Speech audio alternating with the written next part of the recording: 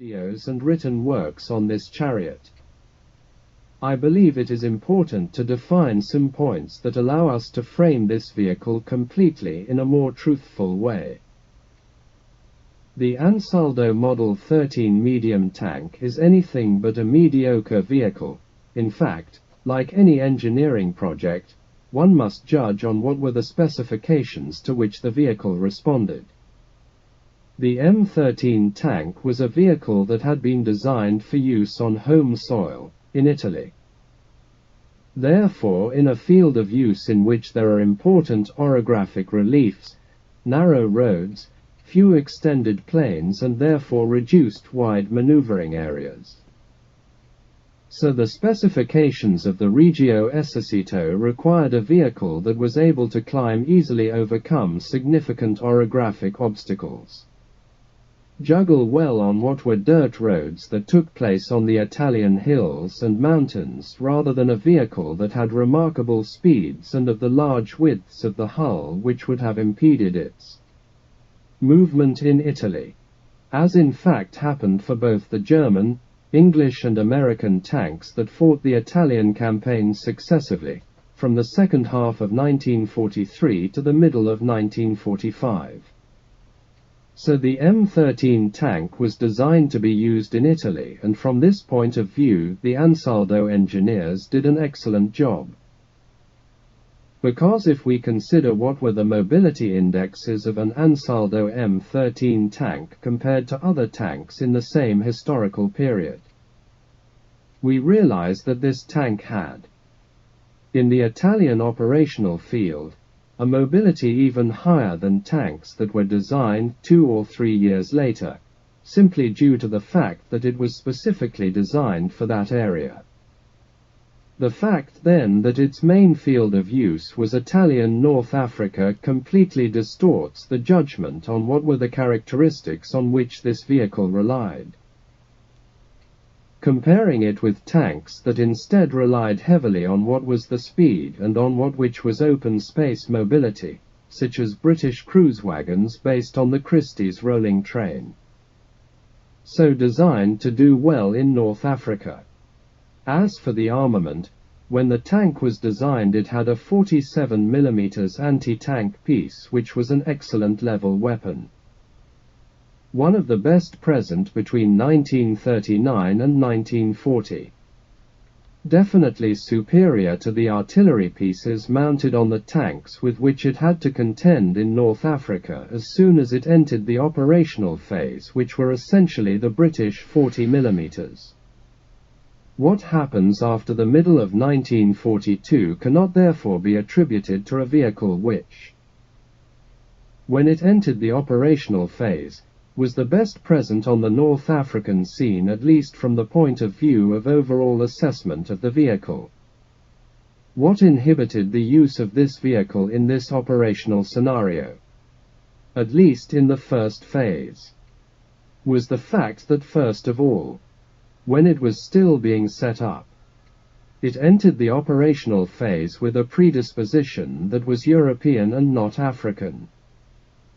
In fact, it had notable problems precisely due to the ingestion of sand by the engine aerators, which involved notable problems that often led to premature consumption of the engines or blockages of the engine itself, as well as the mechanical parts of the motion transmission kinematic chain, simply because the wagon it had not been designed for the African operational arena.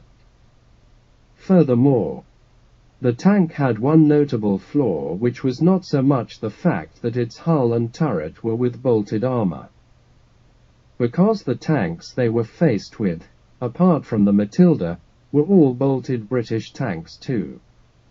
For example, the British cruisers had a bolted hull.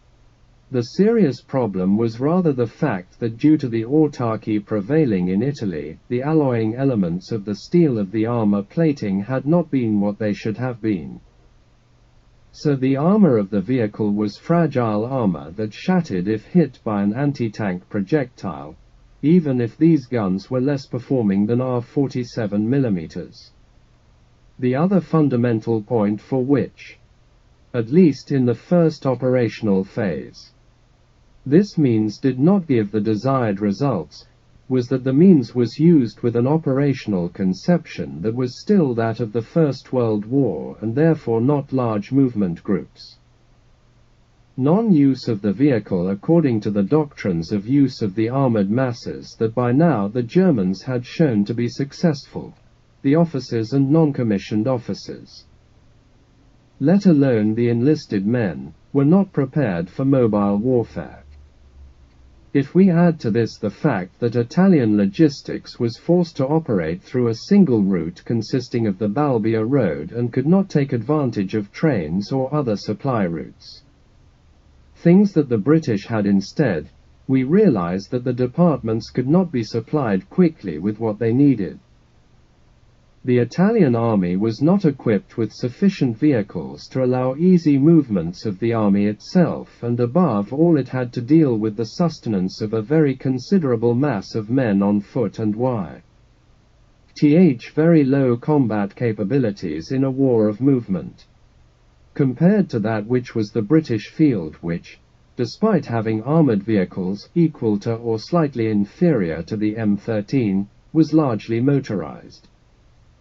Recalling that the M13 actually entered the operational phase not in 1940, but in 1941 with the problems we mentioned earlier, i.e.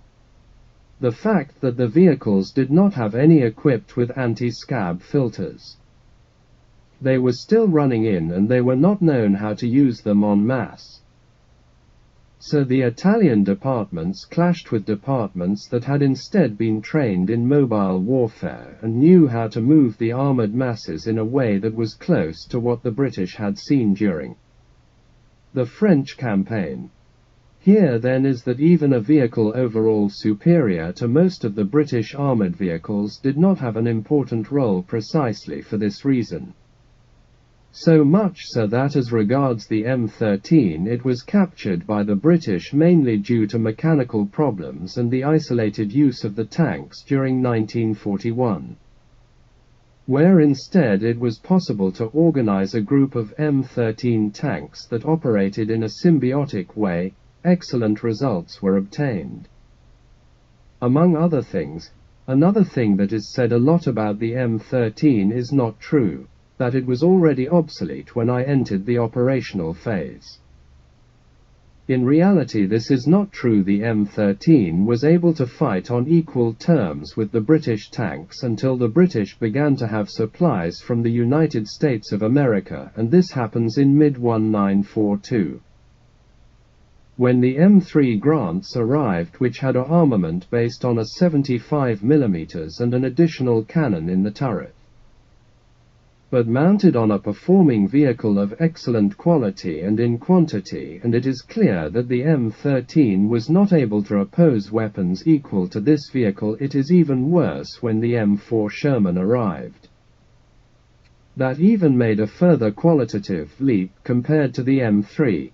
The only tank that was actually superior to the Italian ones until 1942 was the Matilda tank, which, however, was in reduced numbers of specimens and very slow, even if equipped with a decidedly important armor compared to all the other tanks used. It must also be taken into account that the Italian General Staff counted on obtaining the Italian heavy tank in a very short time. A tank with a weight of 75mm, and in the meantime was also developing a tank with characteristics similar to the British cruisers, but more advanced, and which instead of the price of 47mm that was initially mounted on it would have had a 75mm in the operational phase. So the real problem with regards to our tank endowment was essentially due to the fact that both the P-40 projects and the Caro Velis Sahariano went very slowly because initially it was thought to be able to have the first operational heavy tanks as early as mid-1942, and in the first months of 43 the Caro Velis Sahariano would arrive. In reality these chronologies were not confirmed.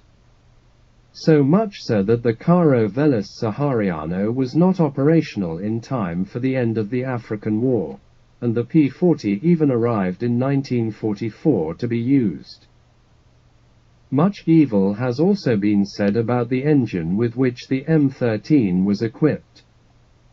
In reality, the engine was a good engine, and it was an engine that had been chosen having well in mind the requirements of robustness and rusticity, a diesel.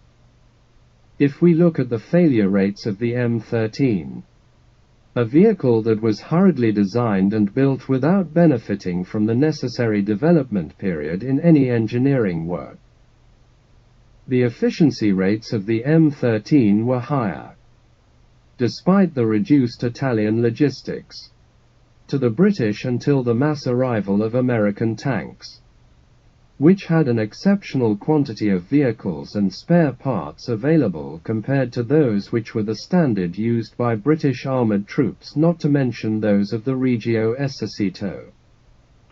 So I remind you that the war planning of the Regio Esercito was based on a 5-year plan which actually started in 1938, and not as some think in 1936, and which would have given the nation, in 1943, an excellent armed force. It was the gamble of wanting to enter a war that one thought had already been won.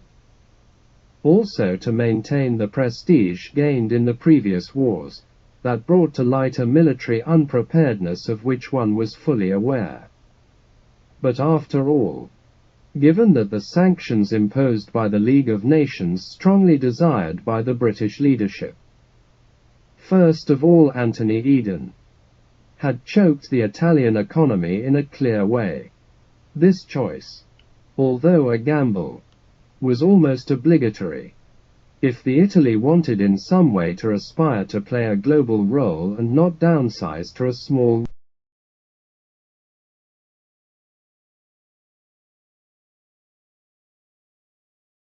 a 75mm piece based on the M13 tank entered the line. It turned out to be a vehicle that was competitive with the much heavier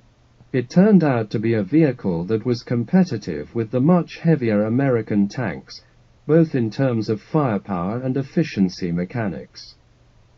Therefore, wanting to sum up what I said, the M13 tank was a good tank, referring to the period in which it was used, with excellent mechanics, an artillery piece suitable for what was the role of a medium tank, but a lack of armor for the fact of not being able to use the alloying elements which were necessary to increase the brinal degree of the armors, especially having to deal with tanks that were heavy tanks, at least in that operational scenario.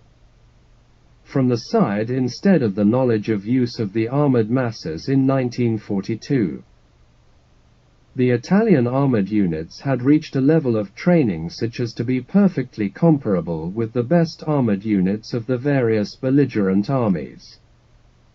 The problem, I repeat from the middle of 1942, is that they didn't have the means suitable for this job.